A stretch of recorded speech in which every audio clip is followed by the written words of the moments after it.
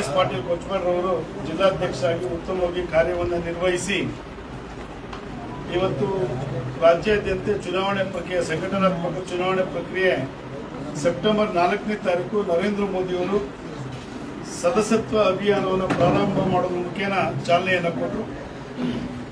ಸಾಮಾನ್ಯ ಸದಸ್ಯರ ಪ್ರಕ್ರಿಯೆ ಪ್ರಾರಂಭ ಆದಮೇಲೆ ಸಕ್ರಿಯ ಸದಸ್ಯತ್ವದ ಅಭಿಯಾನವನ್ನು ಪ್ರಾರಂಭ ಮಾಡಿದ್ರು. ಸಕ್ರಿಯ ಸದಸ್ಯತ್ವ ಅಭಿಯಾನ ಆದಮೇಲೆ ಬೂತ್ ಮತಗಟ್ಟೆ ಅಧ್ಯಕ್ಷರ ಆಯ್ಕೆ ಪ್ರಾರಂಭ ಆಗಿದೆ.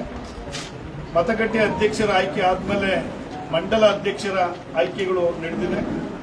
ಮಂಡಲ ಅಧ್ಯಕ್ಷರ ಆಯ್ಕೆ ಆದಮೇಲೆ ಜಿಲ್ಲಾ ಅಧ್ಯಕ್ಷರ ಆಯ್ಕೆ ಪ್ರಕ್ರಿಯೆಗಳು ಈಗಾಗಲೇ ಬಹುತೇಕ ಜಿಲ್ಲೆ ಅಂದರೆ 30ಕ್ಕೂ ಹೆಚ್ಚು ಜಿಲ್ಲೆಗಳ ಅಧ್ಯಕ್ಷರ ಆಯ್ಕೆ ಪ್ರಕ್ರಿಯೆ ಮುಗಿದಿದೆ. ಇವತ್ತು ವಿಜಯಪುರ ಜಿಲ್ಲೆಯ ಅಧ್ಯಕ್ಷರ ಆಯ್ಕೆ ಇದೀಗ ಅಧಿಕೃತವಾಗಿ ವಿಜಯಪುರ ಜಿಲ್ಲೆಯ ಎಲ್ಲ ಕೋರ್ ಕಮಿಟಿ ಸದಸ್ಯರ ಸಮ್ಮುಖದಲ್ಲಿ ಮಾಜಿ ಶಾಸಕರು ಮತ್ತು ಹಾಲಿ ಸಂಸದರ ಅಭಿಪ್ರಾಯದ ಮೇರೆಗೆ ಎಲ್ಲರ ಅಭಿಪ್ರಾಯದ ಮೇರೆಗೆ ಇವತ್ತು ಮಾನ್ಯ ವಿಜಯಪುರ ಜಿಲ್ಲೆಯ ಚುನಾವಣಾಧಿಕಾರಿಗಳಾಗಿರ್ತಕ್ಕಂಥ ಶ್ರೀಯುತ ಶಂಕರ್ ಪಾಟೀಲ್ ಮುನೇನಕೊಪ್ಪರ್ ಅವರು ಮತ್ತು ಸಹ ಚುನಾವಣಾಧಿಕಾರಿಗಳಾಗಿದ್ದಂಥ ಶ್ರೀಯುತ ವಿವೇಕಾನಂದ ಡಬ್ಬಿರವರ ಸಮ್ಮುಖದಲ್ಲಿ ನಾನು ವಿಶೇಷ ಅಬ್ಸರ್ವ್ ಆಗಿ ಅಂದರೆ ಈ ಒಂದು ಚುನಾವಣೆ ಪ್ರಕ್ರಿಯೆಗೆ ವೀಕ್ಷಕರಾಗಿ ನಾನು ಬಂದಿದ್ದೇನೆ.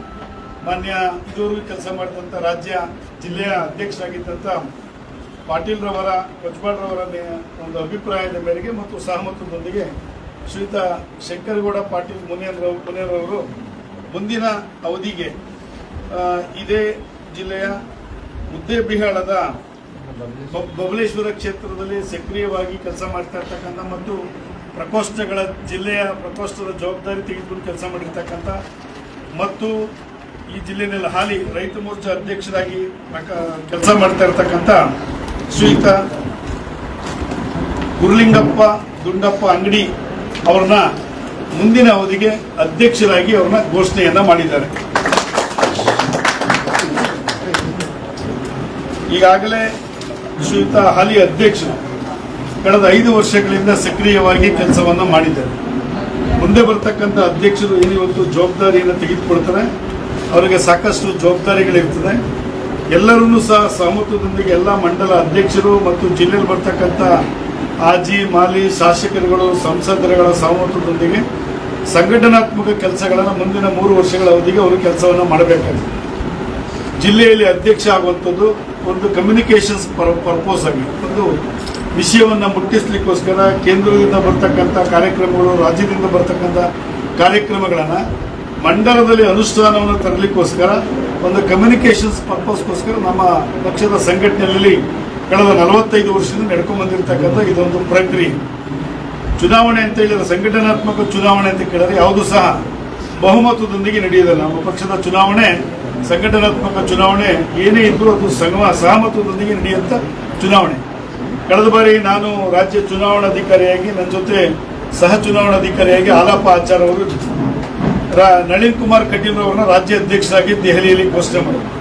3 ತಿಂಗಳ ಕಾಲ ನಾವೆಲ್ಲ ಮೆಂಬರ್ಶಿಪ್ ಡ್ರೈವ್ ಮಾಡಿದ್ವಿ, ಬೂತ್ ಸಮಿತಿ ಅಧ್ಯಕ್ಷರನ್ನು ಮಾಡಿದ್ವಿ, ಮಂಡಲ ಅಧ್ಯಕ್ಷರನ್ನು ಮಾಡಿ, ತಾಲೂಕು ಅಧ್ಯಕ್ಷಗಳನ್ನು ಮಾಡಿ, ಜಿಲ್ಲಾ ಅಧ್ಯಕ್ಷ ಆದಮೇಲೆ ಅಧಿಕೃತವಾಗಿ 3 ತಿಂಗಳ ನಂತರ ನಳಿನ್ ಕುಮಾರ್ ಕಟೀಲ್ ಅವರು ಅಧ್ಯಕ್ಷರಾಗಿ ಘೋಷಣೆ ಮಾಡಿದ್ರು. ಅದೇ ರೀತಿ ರಾಜ್ಯದ 39 ಸಂಘಟನಾತ್ಮಕ ಜಿಲ್ಲೆಗಳ ಅಧ್ಯಕ್ಷಗಳ ಘೋಷಣೆ ಆದ ನಂತರ ರಾಜ್ಯ ಅಧ್ಯಕ್ಷರ ಚುನಾವಣೆಯನ್ನು ಅಧಿಕೃತವಾಗಿ ನಮ್ಮ ರಾಜ್ಯದ ಚುನಾವಣಾಧಿಕಾರಿಗಳಾಗಿರ್ತಕ್ಕಂಥ ಮಧ್ಯಪ್ರದೇಶದ ಮಾಜಿ ಮುಖ್ಯಮಂತ್ರಿಗಳು ಹಾಲಿ ಕೇಂದ್ರ ಕೃಷಿ ಸಚಿವರಾಗಿರ್ತಕ್ಕಂಥ ಶ್ರೀಯುತ ಶಿವರಾಜ್ ಸಿಂಗ್ ಪಾಟೀಲ್ ಅವರು ಬಂದು ಶಿವರಾಜ್ ಸಿಂಗ್ ಚೌಹಾಣ್ ರವರು ಅಧಿಕೃತವಾಗಿ ಬಂದು ಘೋಷಣೆ ಮಾಡೋದಿದ್ದಾರೆ. ಆ ದೃಷ್ಟಿಯಿಂದ ಈಗಾಗಲೇ ಎಲ್ಲ ಜಿಲ್ಲಾ ಅಧ್ಯಕ್ಷರ ಚುನಾವಣೆ ಪ್ರಕ್ರಿಯೆಯನ್ನು ನಾವು ತುರ್ತಾಗಿ ಮುಗಿಸಬೇಕಾಗಿರೋದು. ಇವತ್ತು ವಿಜಯಪುರ ಜಿಲ್ಲೆಯ ಅಧ್ಯಕ್ಷರಾಗಿ ಶ್ರೀಯುತ ಗುರುಲಿಂಗಪ್ಪ ಅಂಗಡಿಯವರನ್ನ ದುಂಡಪ್ಪ ಅಂಗಡಿಯವರನ್ನ ಘೋಷಣೆ ಮಾಡಿದ್ವಿ.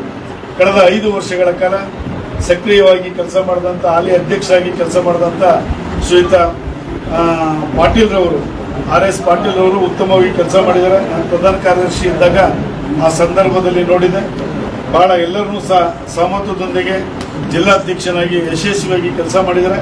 ಅವರ ಒಂದು ಮಾರ್ಗದರ್ಶನದಲ್ಲಿ ಮುಂದಿನ ಅವಧಿಗೆ ಇವತ್ತು ಘೋಷಣೆ ಆಗಿರ್ತಕ್ಕಂಥ ಅಧ್ಯಕ್ಷರು ಕೆಲಸ ಮಾಡಲಿ, ಯಶಸ್ವಿಯಾಗಿ ತಮ್ಮೆಲ್ಲರ ಬೆಂಬಲ ಅವರಿಗೆ ಇರಲಿ ಅನ್ನತಕ್ಕಂಥ ಒಂದು ಶುಭಾಶಯನ ಕೋರಿ ಅವರ ಅಧಿಕೃತ ಅಧ್ಯಕ್ಷರಾಗಿ ಕೆಲಸ ಮಾಡಿ